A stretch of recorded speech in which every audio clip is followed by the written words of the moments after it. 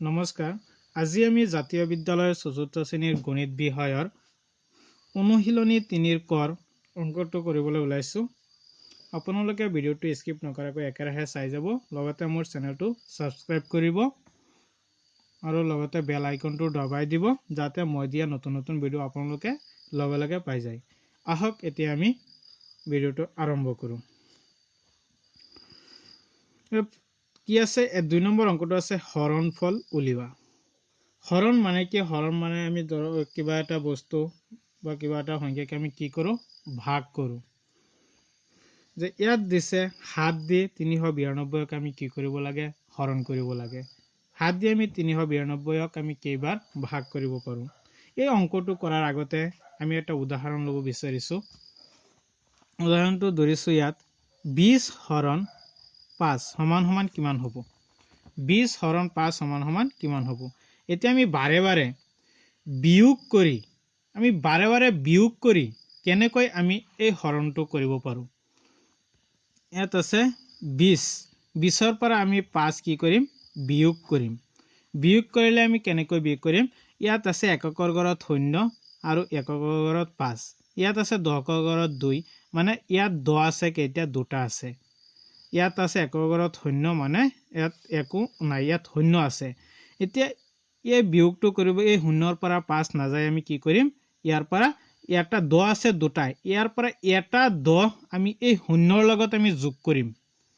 এই ০ৰ লগত যদি এটা ১০ আমি যোগ কৰোঁ কিমান হ'ব? ০ আৰু ১০ আৰু ০ যোগ কৰিলে ১০ হ'ব।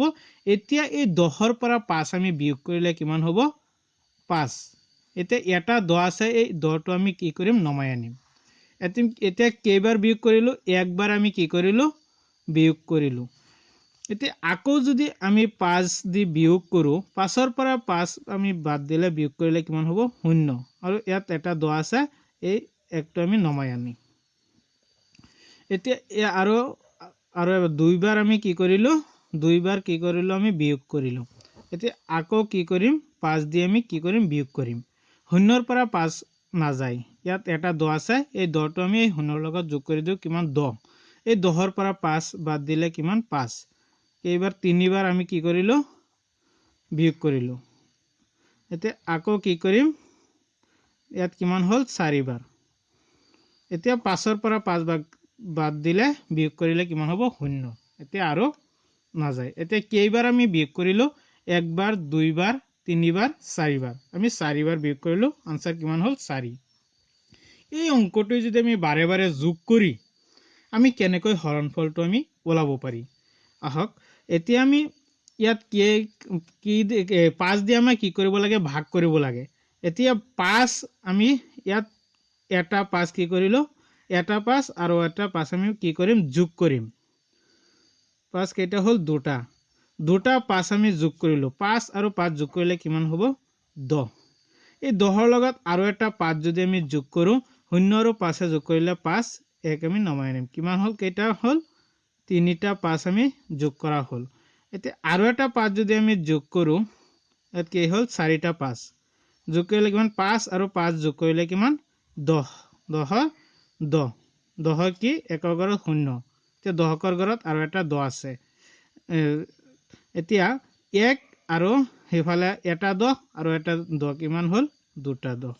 ইয়াত হ'ল কিমান? ২০। এতিয়া ২০ আমাৰ ইয়াত মিলি গ'ল। এতিয়া কেইটা ৫ হ'ল? ১, ২, ৩, ৪টা ৫ হ'ল। ৪টা আমি ইয়াত বহাই দিলোঁ। ৪টা ভাগ কৰা হ'ল। এতিয়া ইয়াত আমি বাৰে বাৰে বিয়োগ কৰি বাৰে বাৰে যোগ কৰি আমি হৰণফলটো ওলালোঁ। চেম এতিয়া এই ৭ দি ৩৯২ক আমি কেনেকৈ আমি কি কৰিব পাৰোঁ? হৰণ কৰিব পাৰোঁ। ৩, ৯, ২। ৩৯২ কেইদি ৭ দি আমাৰ কি কৰিব লাগিব? হৰণ কৰিব লাগিব।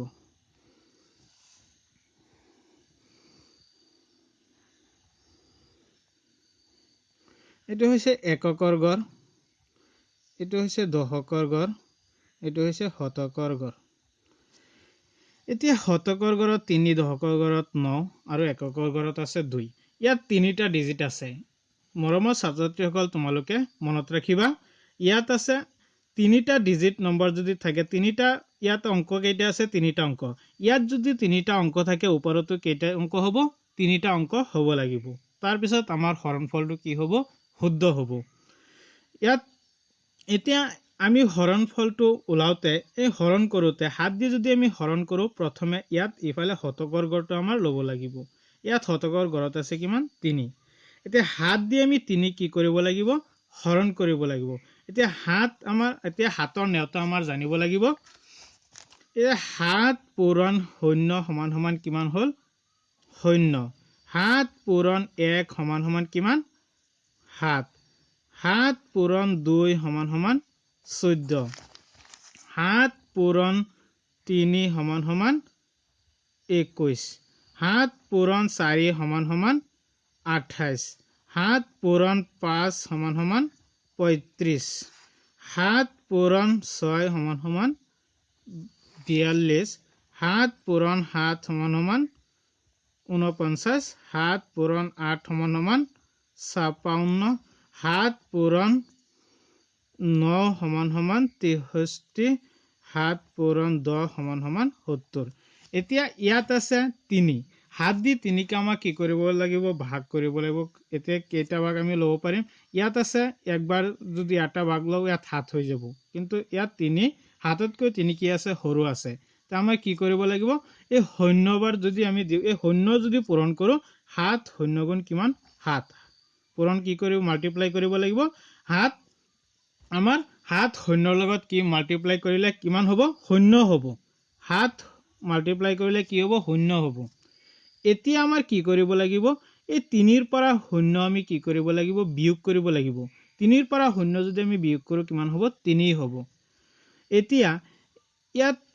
এতিয়া ইয়াত দশকৰ ঘৰত কিমান আছিল 9 আছিল এই 9 টো সিধা সিধি আমাৰ কি হৈ যাব ইয়াত নমাই দিব লাগিব 9 এতিয়া কিমান হ'ল 39 এতিয়া 39 আমি ইয়াত 7 দি 39 ক আমাৰ ভাগ কৰিব লাগিব 7 দি 39 ক যদি আমি ইয়াত যদি মাল্টিপ্লাই কৰো কেইবাৰ হ'ব ইয়াত 7 পূৰণ 3 কিমান 21 7 পূৰণ 4 কিমান 28 28 7 পূৰণ 5 কিমান হ'ল 35 ইয়াত আছে কিমান 39 7 পূৰণ 5 মানে 7 দি 5 ক কি কৰিব লাগিব মাল্টিপ্লাই কৰিলে 7 5 ক মাল্টিপ্লাই কৰিলে কিমান হ'ব 35 যদি 6 মাল্টিপ্লাই কৰো কিমান হ'ব 42 হৈ যাব বেছি হৈ যাব 7 যদি 6 পূৰণ কৰো কিমান হৈ যাব 42 কিন্তু 39 তকৈ কি হ'ব 39 তকৈ বেছি হৈ যাব আমাৰ কি কৰিব লাগিব পূৰণটো 5 কৰিব লাগিব 7 5 গুণ কিমান 35 এতিয়া এই 39 ৰ পৰা 35 আমাৰ কি কৰিব লাগিব